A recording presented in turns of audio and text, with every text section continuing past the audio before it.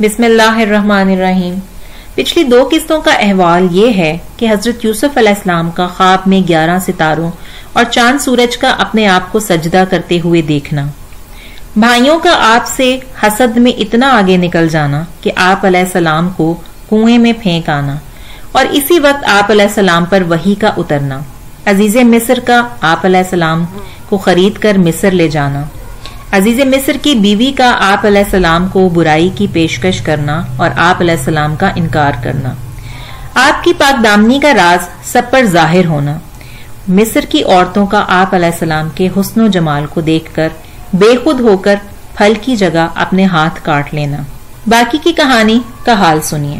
یوسف علیہ السلام اور قید و زندان، آیت نمبر 35-36۔ حضرت یوسف علیہ السلام کی پاک دامنی کا راز سب پر کھل گیا، لیکن تاہم ان لوگوں نے مصلحت اسی میں دیکھی کہ کچھ مدت یوسف علیہ السلام کو جیل خانے میں ہی رکھیں۔ بہت ممکن ہے کہ اس میں ان سب نے یہ مصلحت سوچی ہو کہ لوگوں میں بات پھیل گئی ہے کہ عزیز کی بیوی اس کی چاہت میں مبتلا ہے، جب ہم یوسف علیہ السلام کو قید کر دیں گے تو لوگ سمجھ لیں گے کہ قصور اسی کا تھا۔ قیدیوں کے خواب۔ اتفاق سے جس روز حضرت یوسف علیہ السلام کو جیل خانے جانا پڑا، اس دن بادشاہ کا ساقی اور نان بائی بھی کسی جرم میں جیل خانے بھیجے گئے۔ ساقی کا نام بندار تھا اور باورچی کا نام مجلس تھا۔ ان پر الزام یہ تھا کہ انہوں نے کھانے پینے میں بادشاہ کو زہر دینے کی سازش کی تھی۔ قید خانے میں بھی نبی اللہ حضرت یوسف علیہ السلام کی نیکیوں کی کافی شہرت تھی۔ جیل خانے کے قیدیوں کی بھلائی، ان کی خیر خواہی، ان سے مروت سلوک، ان سے احسان اور ان کی دلجوئی اور بیماروں کی تیمارداری آپ علیہ السلام کا شغل تھا۔ ایک رات بادشاہ کے ساقی اور اس کے باورچی نے رات کو خواب دیکھا۔ ساقی نے دیکھا کہ وہ انگور کا شیرہ نچوڑ رہا ہے۔ اس نے دیکھا تھا کہ گویا اس نے انگور کی بیل بوئی ہے، اس میں خوشے لگے ہیں، اس نے توڑے ہیں، پھر ان کا شیرہ نچوڑ رہا ہے کہ بادشاہ کو پلائے۔ یہ خواب بیان کر کے آرزو کی کہ اس کی تعبیر بتلائیں۔ اللہ کے پیغمبر علیہ السلام نے فرمایا، اس کی تعبیر یہ ہے کہ تمہیں 3 دن کے بعد جیل خانے سے آزاد کر دیا جائے گا اور تم اپنے کام پر یعنی بادشاہ کی ساقی گری پر لگ جاؤ گے۔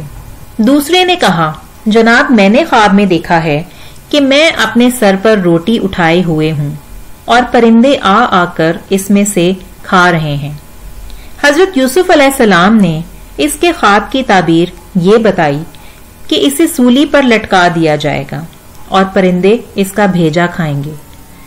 اس کے ساتھ ہی فرمایا کہ یہ اب ہو کر ہی رہے گا۔ بادشاہ کے خواب کی تعبیر، آیت نمبر 43-49۔ قدرت الہی نے یہ مقرر کر رکھا تھا کہ حضرت یوسف علیہ السلام کے قید خانے سے باعزت و اکرام نکلیں گے، اس لیے قدرت نے یہ سبب بنایا کہ شاہ مصر نے ایک خواب دیکھا جس سے وہ بھونچکا سا ہو گیا۔ دربار منعقد کیا اور تمام امراء، رؤسا، کاہن، منجم، علماء اور خواب کی تعبیر بیان کرنے والوں کو جمع کیا اور اپنا خواب بیان کر کے ان سے تعبیر دریافت کی، لیکن کسی کی سمجھ میں کچھ نہ آیا اور سب نے لاچار ہو کر یہ کہہ کر ٹال دیا کہ یہ کوئی باقاعدہ لائق تعبیر سچا خواب نہیں جس کی تعبیر ہو سکے، یہ تو یوں ہی پریشان خواب، مخلوط خیالات اور فضول توہمات کا خاکہ ہے، اس کی تعبیر ہم نہیں جانتے۔ اس وقت شاہی ساقی کو حضرت یوسف علیہ السلام یاد آ گئے کہ وہ تعبیر خواب کے پورے ماہر ہیں، اس علم میں ان کو کافی مہارت تھی۔ یہ وہی شخص ہے جو حضرت یوسف علیہ السلام کے ساتھ جیل خانہ بھگت رہا تھا، اس سے حضرت یوسف علیہ السلام نے کہا تھا کہ بادشاہ کے پاس میرا ذکر بھی کرنا، لیکن اسے شیطان نے بھلا دیا تھا۔ اب اس نے سب کے سامنے کہا کہ اگر آپ کو اس کی تعبیر سننے کا شوق ہے اور وہ بھی صحیح تعبیر، تو مجھے اجازت دو یوسف علیہ السلام جو قید خانے میں ہیں ان کے پاس جاؤں اور ان سے دریافت کر آؤں۔ سب نے اسے منظور کیا اور اسے اللہ کے محترم نبی یوسف علیہ السلام کے پاس بھیجا۔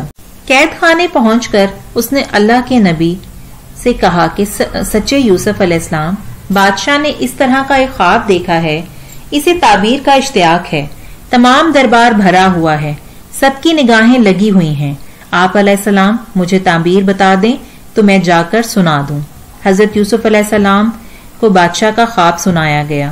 بادشاہ نے خواب میں دیکھا ہے کہ 7 موٹی تازی گائیں ہیں جن کو 7 لاغر اور دبلی پتلی گائیں کھا رہی ہیں، اور 7 بالکل سبز خوشیں ہیں اور 7 بالکل خشک۔ یوسف علیہ السلام نے خواب کی تعبیر بتائی کہ 7 فربا گایوں سے مراد ہے کہ 7 سال تک برابر حاجت کے مطابق بارش برستی رہے گی، خوب تر سالی ہوگی، غلے، کھیت اور باغات خوب پھلیں گے۔ یہی مراد 7 ہری بالوں سے ہے۔ اب ترکیب بھی بتا دی کہ ان 7 برسوں میں جو اناج غلہ نکلے اسے بطور ذخیرہ کے جمع کر لینا اور رکھنا بھی بالوں اور خوشوں سمیت، تاکہ سڑے گلے نہیں، خراب نہ ہوں۔ ہاں، اپنے کھانے کی ضرورت کے مطابق اس میں سے لے لینا، لیکن خیال رہے کہ ذرا سا بھی زیادہ نہ لیا جائے، صرف حاجت کے مطابق ہی نکالا جائے۔ ان 7 برسوں کے گزرتے ہی اب جو قحط سالیاں شروع ہوں گی وہ برابر 7 سال تک متواتر رہیں گی، نہ بارش برسے گی نہ پیداوار ہوگی۔ اس کہانی کا باقی حصہ اگلی قسط میں ملاحظہ فرمائیں۔